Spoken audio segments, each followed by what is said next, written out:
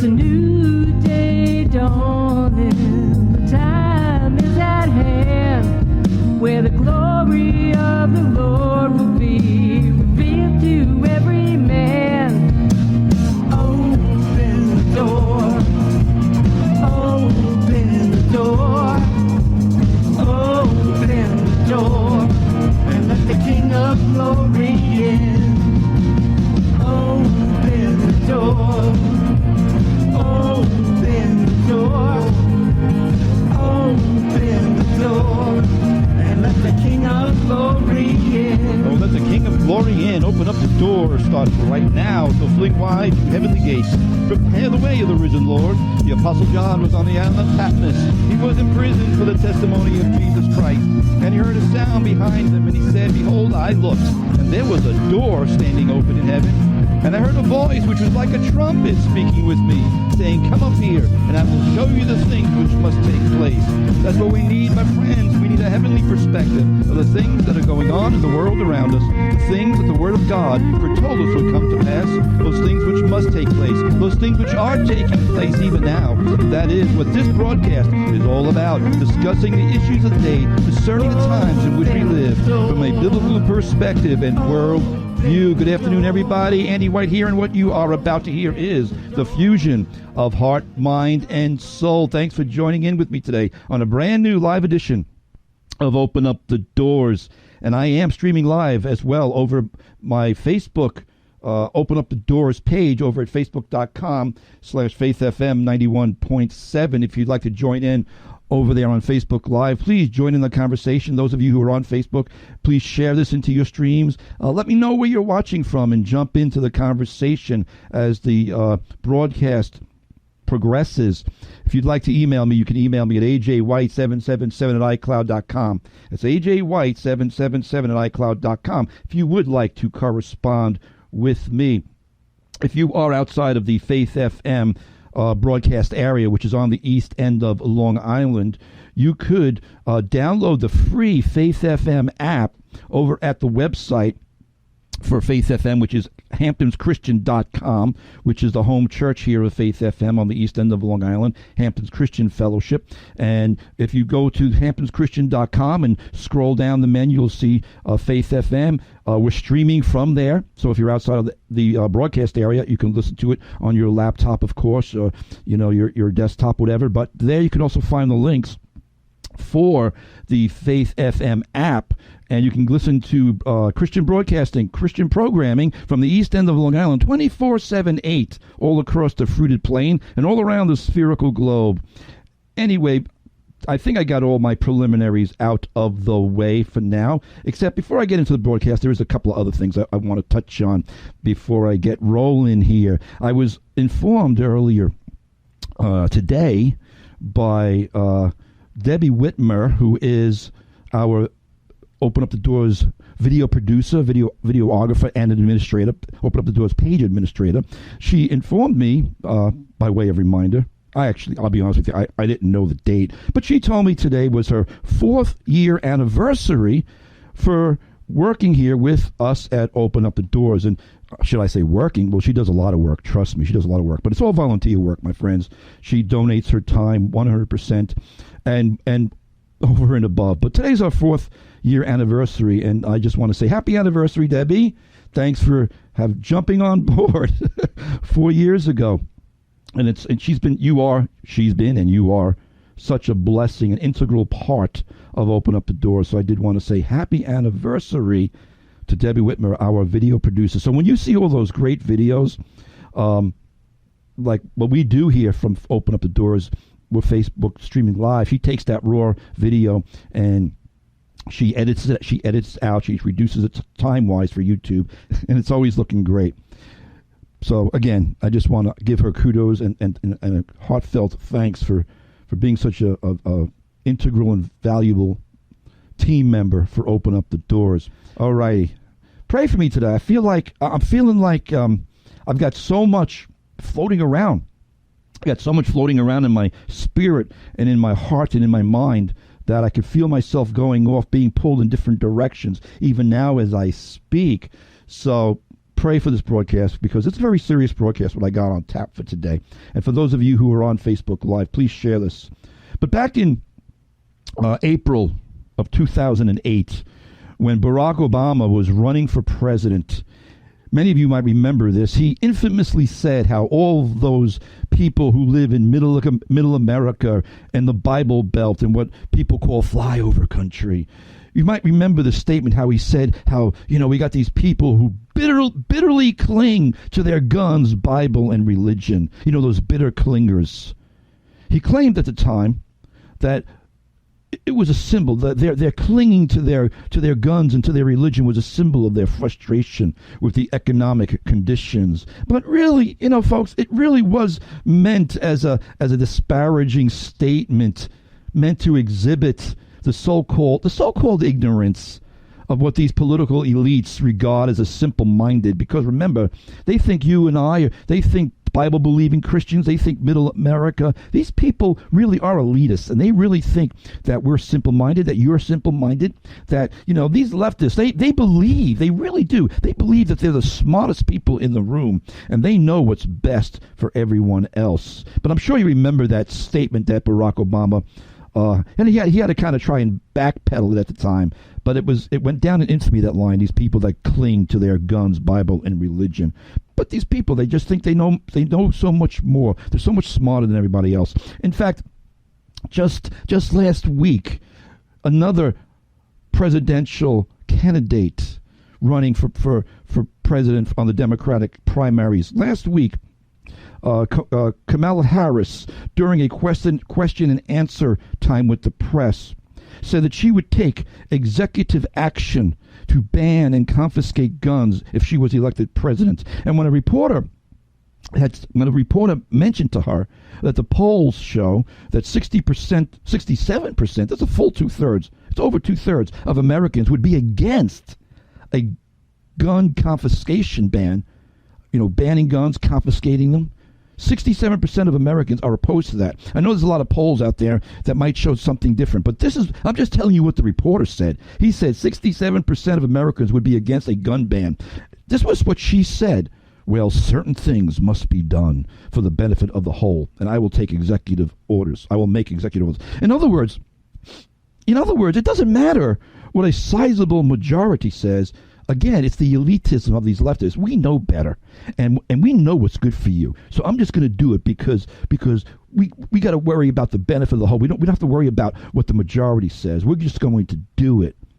However, and here's where I'm going with this. You see, the reason that many of us folks who defend our Second Amendment rights cling to our guns, Bible, and religion is because we actually acknowledge the fact that real evil exists, and we understand that this resident evil seeks to steal, kill, and destroy.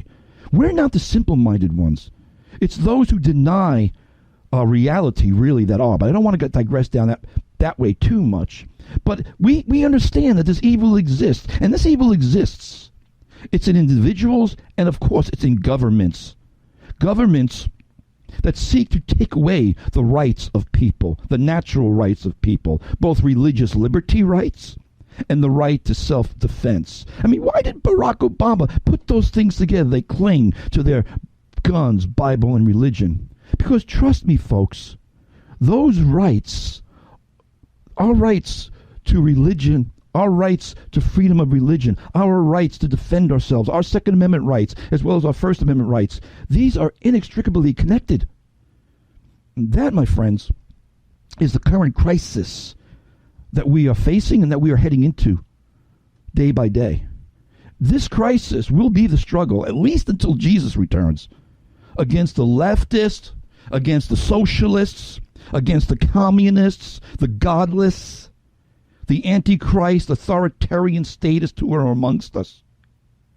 It will be a struggle, and it's going to be an increasing struggle. Last week, by way of another example, Sean Hannity interviewed the mayor of New York, Comrade Bill de Blasio. And during the segment on gun violence, Sean asked the communist de Blasio, and I'm not saying that to impugn him, he is a communist. He's a rip-roaring, red flag-waving communist. And Sean asked him if he believed, if he asked him if he believed that if a woman should have a right to own a gun and protect herself with a gun in her own home in New York City. And de Blasio refused to answer that question directly. He said, quote, everyone has a right to safety. I remember hearing this and going, what does that mean? Everyone has a right to safety? It was a stupid and ambiguous non-answer, which, by the way, isn't even true. A stalking, terrorist, rapist, murderous person does not have a right to safety, my friends. Hello? But the mayor went on to say how he's increased the police force and the police presence in New York, which actually isn't true. It's actually quite laughable when he said that. I almost fell off my chair because de Blasio is so anti-cop. And I think the only thing he has increased is his own armed security detail that surrounds him. Look it up. Do a search. Go on Google and look at de Blasio's relationship with the New York City cops. They can't stand him. And I'm not joking when I say the only thing he's increased is his own security detail. That's true. I'm not making that up. He gives them all the overtime, and the regular patrol cops have lost their overtime. But again, I'm digressing. I told you I had a lot in my spirit today, but all this stuff is going to weave together. But at any rate, Sean flat out kept asking de Blasio this question: does a law-abiding person who passes a full and complete background check without a blemish on their record, do they have a right to own and keep a gun in their own home in New York City? Once again, de Blasio dodged the question with a stupid remark saying, I'm not buying what you're trying to sell me, Sean. Well, Sean wasn't trying to sell him anything. He was trying to ask him where he stood on an issue, but he kept dodging it and evading it. But even in his dodging and evading, you know what he believes. But de Blasio, in the conversation, he kept defaulting back to this idea of an increased police force, and that we need to rely on police protection. In the meantime, Sean's still saying, but a woman is being assaulted in her home. What are you telling me? She's got to wait for the cops to get there before she can do anything? Before she. But de Blasio kept talking about, I trust our police force. You got to love these pro-choice liberals. I mean, think of the consistency, or should I say the inconsistency. Because you got to love these people who insist that no one ought to tell a woman what she can do with her own body regarding abortion. And in the next breath, insist that a woman has no choice and how she can defend herself being raped in her own home. You see, this is the problem with these people who think that it's the government's job to take care of you, my friends. While a woman's being raped, she's got to wait for the cops to get to the house, if she was even able to contact them prior to the assault, which, of course, is rarely ever the case. Meanwhile, this past week on the other side of the planet, in Sweden, in the city of Uppsala, Sweden, just this past week, there were 4 rapes in 4 days. And the Uppsala police warned women. Did they warn women by saying, make sure you have, you carry a knife or a pistol, make sure you're armed? Did they warn women to, protect themselves? No. This is you're gonna die when you hear this one. The Uppsala, if I'm pronouncing this town right, the Uppsala police in Sweden warned women to think how to behave. In other words, if you don't want to get raped, ladies, be careful how you're acting in public. I mean, what? Really? I don't even want to go there. Police, the Uppsala Police Department, however, they did release a public service announcement. But they didn't release the public service announcement to any would-be rapists, but to their potential victims. Let me quote to you from the Swedish newspaper, from the police chief in Uppsala. Women in town should not be worried, but must think how to behave, the city's police force said in a statement in the newspaper Expressen. Feel free, quote, feel free to walk on illuminated streets and don't walk alone in alleys or parks. I'm pretty sure they probably don't, but that's good advice. But then here's the kicker. The police chief said, remember, quote, police officers cannot be in all places. Both men and women have to think ahead. Now, the reason I brought this story up is because remember what de Blasio was just saying to Sean Hannity. You've got to rely on your police. We've got to rely on your police. But this guy on the other side of the planet is being a little bit more realistic. Hey, we can't be everywhere. Hello? Duh. Isn't that the point? This is the point, my friends. The point is our God-given right to self-defense, to protect my home and my family and my person and even my neighbors if need be. But these leftists want to see us disarmed and subdued. And I'm gonna try and I want you to realize through the course of this broadcast today that even though I may be talking about things on a natural level in a socio-political situation, there is a spiritual correlation here. Let me say it right up front. The enemy wants to disarm you and subdue you.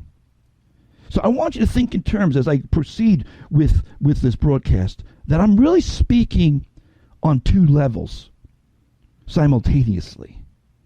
Because the leftists and the socialists and the communists and the statists, they want to disarm you and me and the citizenry.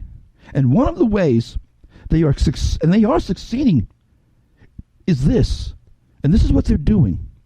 Instead of demonizing the perpetrators of the crimes and the assaults, notice in the Swedish news story, there was no condemnation of the rapists, just telling women how they needed to act. Instead of demonizing the perpetrators of the evil, the perpetrators of the crimes and the assaults, they demonize the weapons instead. Nobody needs that gun. Nobody needs that rifle. Nobody needs to have that.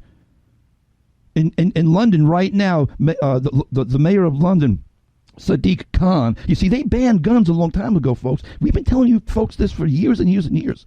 If you ban guns, they'll use something else. And now in London, the homicide rate in London, remember, guns are banned in London. The police don't even carry guns in London. Only the special forces, only the SWAT teams carry guns in London. The police have been disarmed. The people have been disarmed. Well, from guns anyway. But now the murder rate in London is higher than the murder rate in New York City. People are getting stabbed left and right.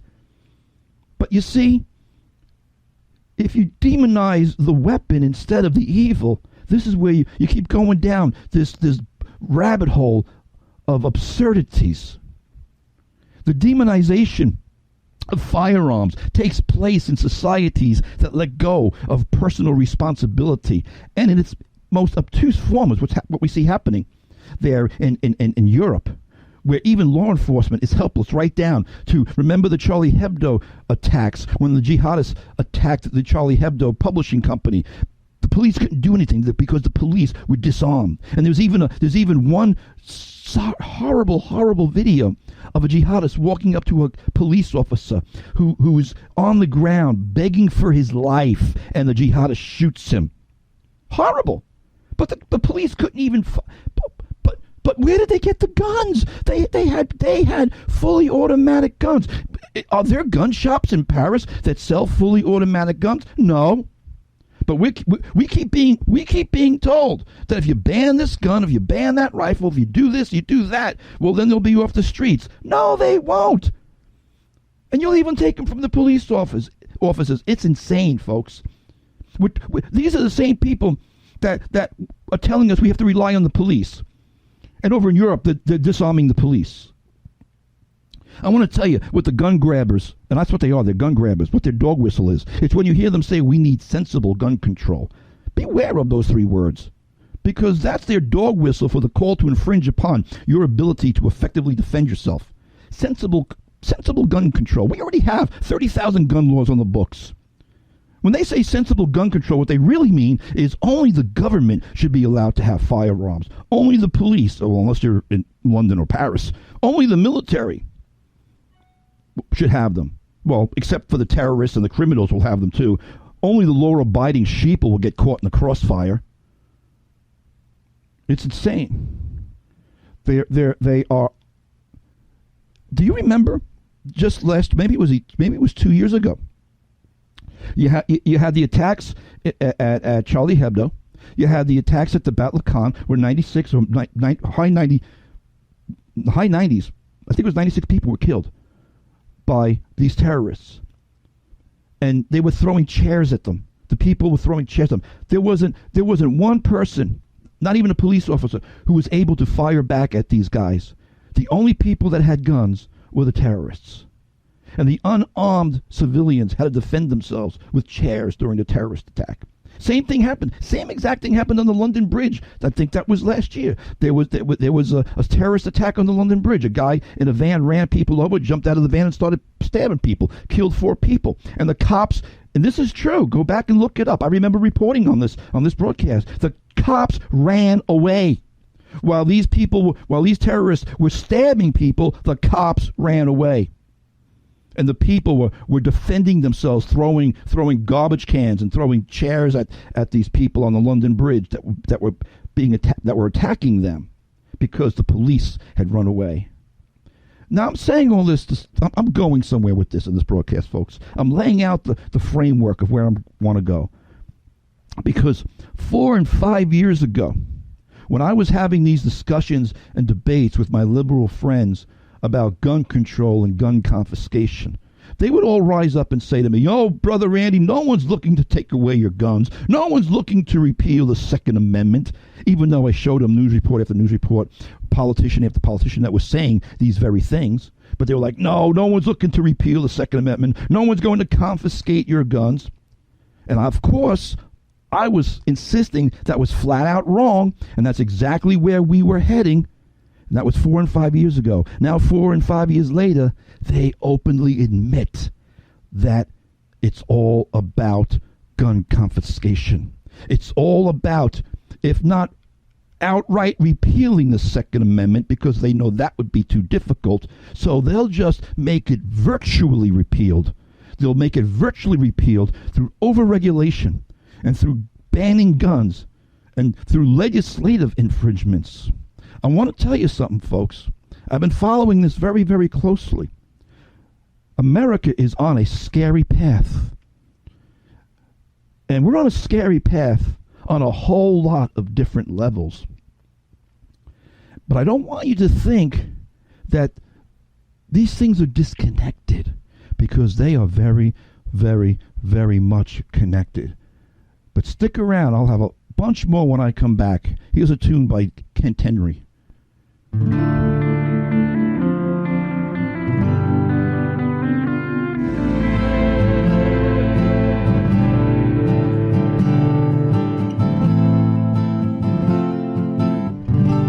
Kent Henry here on Faith FM with a tune called Try Me Out. Welcome back. Andy White here. You are listening to Open Up the Doors here on Faith FM, WEGB 90.7 and 93.3 in Napeague, WEGQ 91.7 in Quag. If you are just tuning in and just joining in, the views expressed by the host of the show, namely me, Andy White, are molded by the Word of God, along with the empirical evidence, both experiential and observational, which is lived out by me on a daily basis, and may not necessarily be the views and opinions of Faith FM or of Hampton's Christian Fellowship. But they are mine. But I give you that caveat. So if you'd like to discuss my views, you can email me at ajwhite777@icloud.com. And I've been talking about the fact that America's on a scary road, because with this gun confiscation talk and the repeal of the Second Amendment talk, it's a road that other nations have gone down in history, my friends. And I want to tell you, we cannot allow the enemy to disarm and subdue us.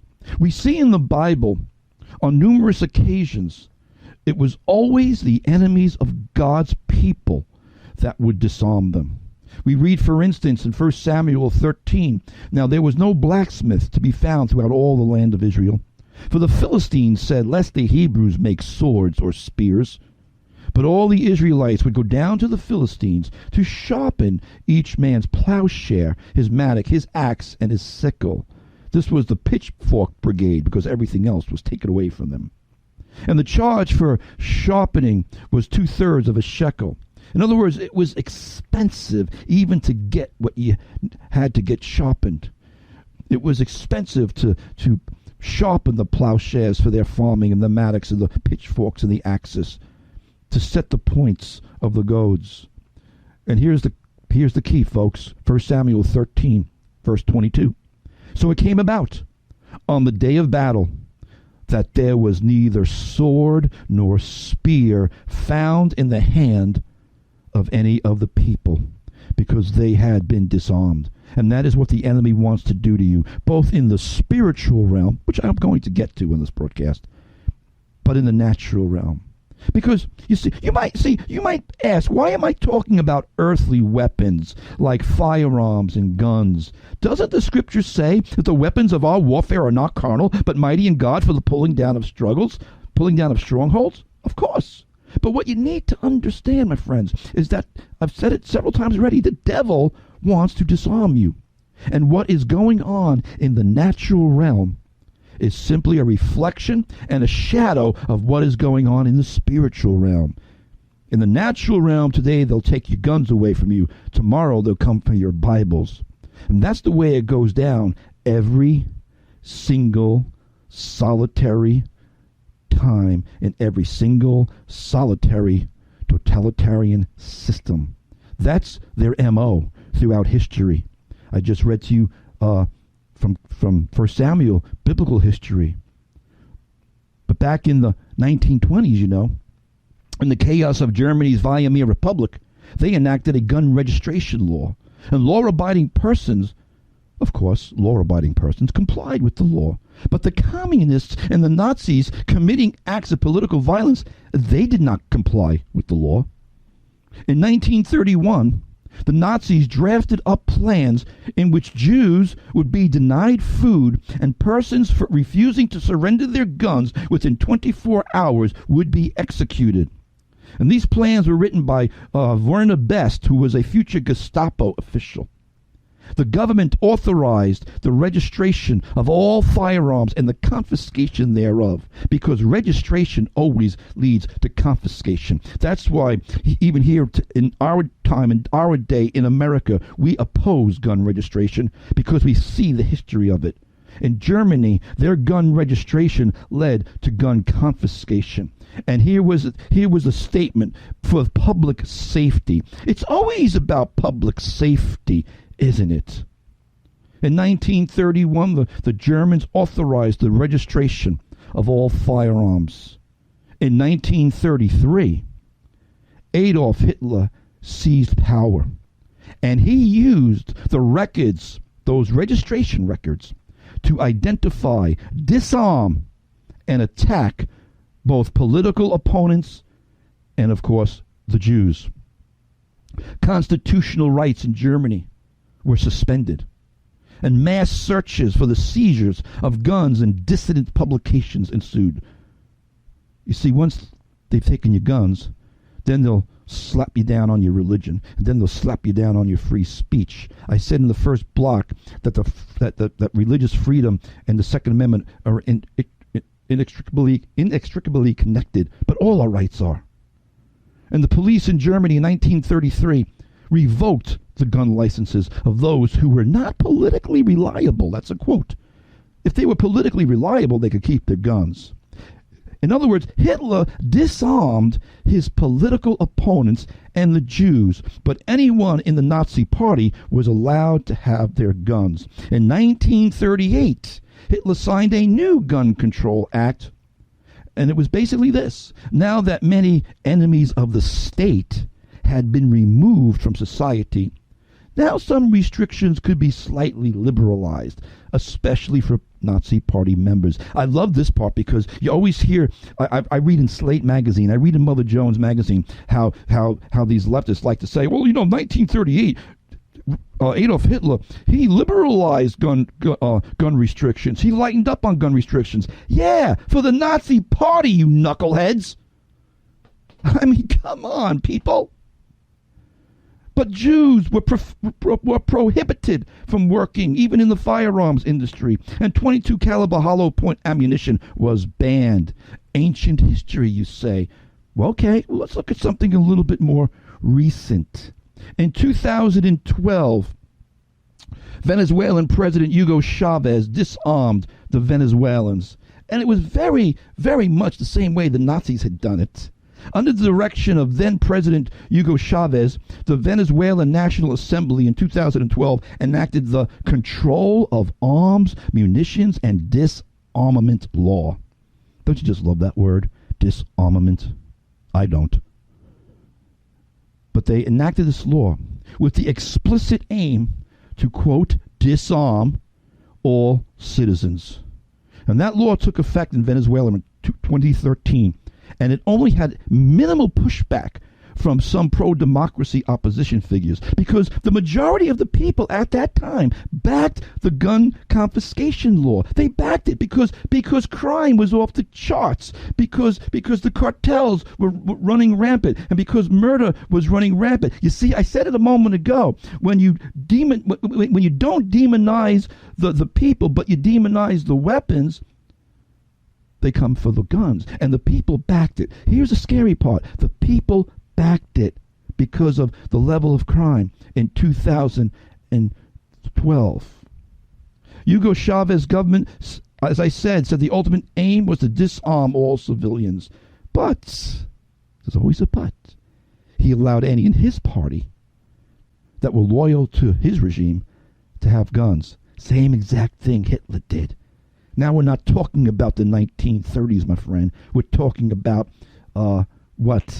2012, 6, 7, 8 years ago? By 2018, the people of Venezuela deeply regretted supporting Hugo Chavez and that gun control law. And as Venezuela continues to crumble under the socialist dictatorship of now President Nicolas Maduro, many are now expressing their words of warning and their words of resentment against a 6-year-old gun bill that stripped citizens of their weapons. Guy by the name of Javier Venegas, if I'm pronouncing his name right. But Javier is a Venezuelan English teacher, but right now he's exiled to Ecuador. In a news report, let me just quote to you what he said in a news report. The government security forces at the beginning of this debacle knew they had no real opposition to their force. Once things were this bad, it was a clear declaration of war against an unarmed population. He goes on to say Venezuelans had hoped that our government would be non-tyrannical, a non-violator of human rights. You see, the socialists always come in that way. They always come in that way. And people drink the Kool-Aid. He said that we had hoped that our government would always have a good enough control of criminality. But Javier went on to say it didn't take long for such a wide-eyed public perception to fall apart. Quote, if guns had been a stronger part of our culture, if there had been a sense of duty, here's the key, if there had been a sense of duty for one to protect their individual rights, and as a show of force against the government power, and had legal carry been a common thing, it would have made a huge difference. This past July, New York Times reported Venezuelan special forces have carried out thousands of extrajudicial killings in the past 18 months and then manipulated crime scenes to make it look like the victims had been resisting arrest. They were just gunning the people down because they were disarmed. The United Nations said on Thursday, this is just 2 months ago, folks, last month, July. The United Nations said on Thursday in a report detailing wide-ranging government abuses targeting political opponents. Special action forces, described by witnesses as death squads, killed 5,287 people in 2018 and another 1,500 by mid-May of this year. It's more than that by now. In what are officially termed by the Venezuelan government, quote, operations for the liberation of the people. Yeah, they're liberating them, their spirit from their bodies. Sorry to say it that way. laying out a detailed, this is the UN report, laying out a detailed description of a lawless system of oppression. The report says the actual number of deaths could be much higher. It cites amounts by independent groups who report that more than 9,000 killings for, quote, resistance to authority over the same period. Venezuela, my friends, and its socialist government are exactly why the United States of America has a Second Amendment, folks. A tyrannical government is why Americans have the right to keep and bear arms, regardless of if the government at one time is a good government, because pretty soon that good government can become a very, very bad one. And I know a lot of you think that could never happen here. You want to make a bet? Okay, let's bring it on home. I'm going to take a break in a minute, but let me tell you something that just went down in New York that flew under the radar, and I didn't even know about it till the other day. But right here in New York, a new gun control law signed by Governor Andrew Cuomo last month limits the freedom of schools, including Christian schools, in the area of safety and security.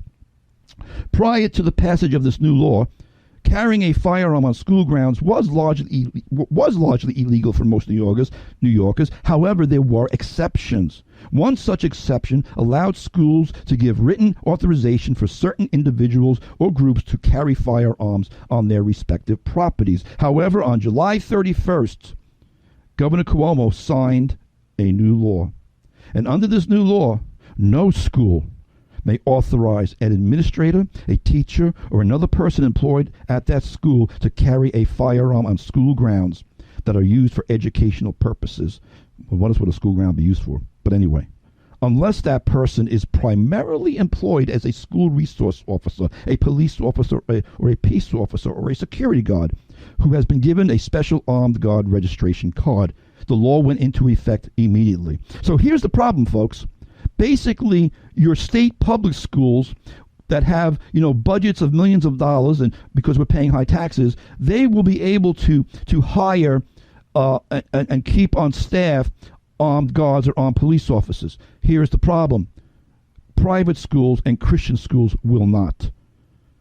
If a private school or a Christian school wishes to have armed security on their premises, most likely they're going to lack the funds to hire school resource officers. And remember, before this law went into effect, those schools were free to authorize, in writing, other employees to carry firearms on school property for security purposes. But under this new law, they've been disarmed. Envision this scenario, folks. A small Christian school, or any private school, a charter school, is facing budget constraints, and they do.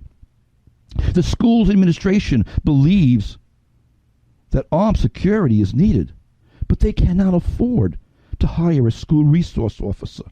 The school has a principal with a law enforcement background, or a phys ed teacher with a military background. In past years, the school has given its principal and its phys ed teacher, or anybody who is licensed to carry, they gave them authorization to carry firearms on that school property. That is no longer allowed. So Christian schools and private schools are going to be basically disarmed. I don't believe the state should give them that right, should take away that right. I don't believe the state should have anything to do with it. These are private schools. Why does the state have anything to say about what a private school authorizes?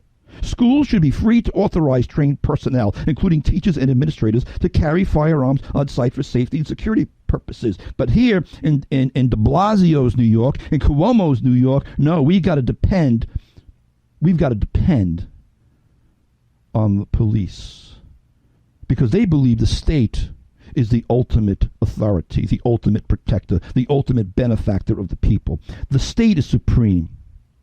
And why do you think that full-fledged totalitarian systems like communism and fascism and socialism seek to disarm the people of both their guns and their Bibles? Why do you think they try to eradicate religion from amongst the populace? Is it totally not because we believers in God recognize and acknowledge a higher sovereignty and a higher authority than that of the state? And they simply can't have that. Stick around. I'll be back in a moment. Here's Darrell Evans.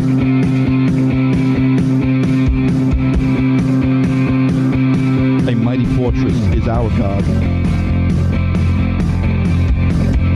I'll be back in a moment, folks. Stick around.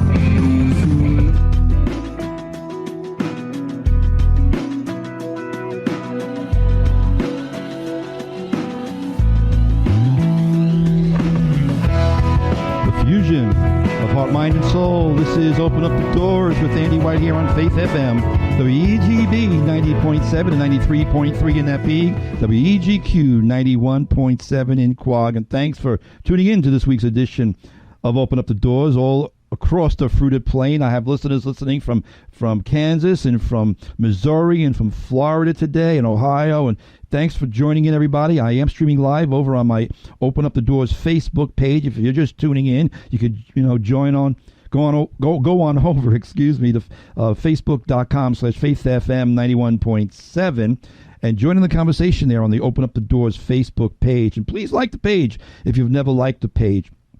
And there's some, if you're over there on the page, there's, I believe our video producer put up the links for the Faith FM apps. If you're outside of the broadcast area, download the Faith FM app, and also subscribe to my YouTube channel as well. I would really appreciate that very much. But I need to get back on track here because I am running out of time, like I always do. We were talking about it at the top of the broadcast. The fact that these leftists, these socialists, these gun grabbers, whatever term you want to use, there's lots of terms we can use. It's always about the demonization of weapons, and first they'll ban this, and then they'll ban that, and then they'll ban this, and they outlawed guns over there in London many years ago, and now their crime rate is off the charts with stabbings. And I came across this article the other day. Where is it now? The mayor of London, Sadiq Khan, the title of it was a funny title actually, of this article, Sadiq Khan wants sharper knife control. One of my Facebook friends kind of made me laugh when he brought that out. Actually, when I first read it, it kind of went by me. He wants sharper knife control. But bottom line is this. Mayor Sadiq Khan announced a crackdown on knives in response to the rising levels of violence in London, which has even surpassed New York City's homicide rate for the first time, because people are getting stabbed to death at an unbelievable rate there in London and all across Britain, really. But here's the thing that really gets to me. I read these quotes from these politicians. He said this: "No excuses. There is never a reason to carry a knife." Now, didn't they say that about guns? You don't need to have that gun. Why do you need that gun? Why do you need that many rounds? There is no excuse. There is never a reason to carry that knife, Khan said. Anyone who does will be caught, and they will feel the full force of the law. No excuses. There's never a reason to carry a knife. Really. Tell that to the woman who's being raped down the alleyway, my friend. See, folks, this is, again, the most basic right that there is the right to self-defense. It's an absolutely natural right. And for those of you who are opposed to private gun ownership, let me say this. You absolutely have the right to your opinion, as wrong as it is. But you absolutely have the right to that opinion. You absolutely have the right to not exercise your Second Amendment rights if you choose to. But you do not have the right to infringe on my rights or the rights of others. Neither you nor the government has a right to disarm a law-abiding, mentally fit citizen or individual. And that is where this debate in America is heading. History has proven it. Don't say it can't happen here. It's already begun. And I'll say it again, because I really think some folks don't get it. You've got every right to not exercise your Second Amendment rights, but you do not have a right to infringe or to deny me mine. Someone once said to me, "Oh, Brother Randy, you're so selfish. That's such a selfish position." Someone actually said that to me once. That my wanting to own a particular type of firearm was selfishness on my part. No, it's not. The laws of nature and of nature's God allow me to defend myself. That's why it's called self-defense. Self-defense is not selfishness. And not only to defend myself, but also my wife, my children, my home, my property, and even my neighbors if the need arises. Jesus said to love your neighbor as yourself. So loving yourself is a rudimentary element for understanding how to love others. Self-interest isn't the same thing as selfishness, my friends. To provide for my family is not selfishness. It's a responsibility of self-interest. The Bible says that he who does not provide for his own is worse than a heathen. And part of providing for myself and for my family is protection and self-defense. So when the ill-informed and misinformed gun grabbers want to accuse those of us of being selfish with our own rights, we need to turn around and emphatically explain, no, it's not selfishness. It's called being responsible with my God-given responsibilities. Because contrary to leftist belief, I am the first responder to defend and protect myself, my family, and my neighbors, not the government. I will thank them when they arrive, but I won't wait for them to get there in the meantime. It's always the same thing, folks. Sadiq Khan says there is no need for a knife. In America, it's like, we hear the gun grabbers all the time saying, how many guns does somebody need? Or why does somebody need a 30-round clip? It's a question based both in ignorance and irrelevance. Because it's called the Bill of Rights, not the Bill of Needs. I need more rounds than the guy, or perhaps several guys, breaking into my house, and I have the right to that need. I need more than the gang that's looting and busting up my neighborhood, and I have a right to that need. And by the way, we've seen liberal mayors from Baltimore to Portland, Oregon, telling their police force to stand down while Antifa is rioting or mobs are rioting. So these same leftists who tell us we need to depend on their police protection aren't protecting us. How many fire extinguishers do I need? I don't know. It depends how big the fire is. I pray I never need to use my firearm against another, just as I pray I never need to use my fire extinguisher either. Let's deal with reality, folks. We can't allow fear and ignorance to determine our rights and responsibilities. Our nation's founding fathers knew what a tyrannical government could do, which is why they enshrined the Second Amendment into the Bill of Rights. One of the major reasons for this nation's moral decay and devaluation of life, as I shared in last week's broadcast, is the direct result of the philosophies and policies that the left has promulgated the last half century. Now they're looking to disarm us in order to subdue us. And make no mistake about it, it's exactly like that in the spiritual realm. The devil seeks to disarm you spiritually. If he can keep you from reading the Word, keep you from studying the Word, keep you from praying, he will succeed in disarming and subduing you. I know in this broadcast I've mainly talked about what we're dealing with in the cultural and sociological and political atmosphere. But I want you to truly see the spiritual dimension and correlation of what is going on, because they truly are connected, my friends. I posted a report on the Chinese church the other day. Christians who are being thrown into prison in China. Chinese Christians in prison for their faith are memorizing scripture passages smuggled to them on small pieces of paper because prison guards can't take what's hidden in your heart, one former prisoner revealed. Don't allow the enemy to disarm you, my friends. I'm out of time, and I wish I wasn't, because I got so much more I'd like to share. But that's it. I got to run. God bless you all. Thanks for tuning in. And please share this around your Facebook pages. I'll be back here on Saturday with Daniel Setcom. Tune in.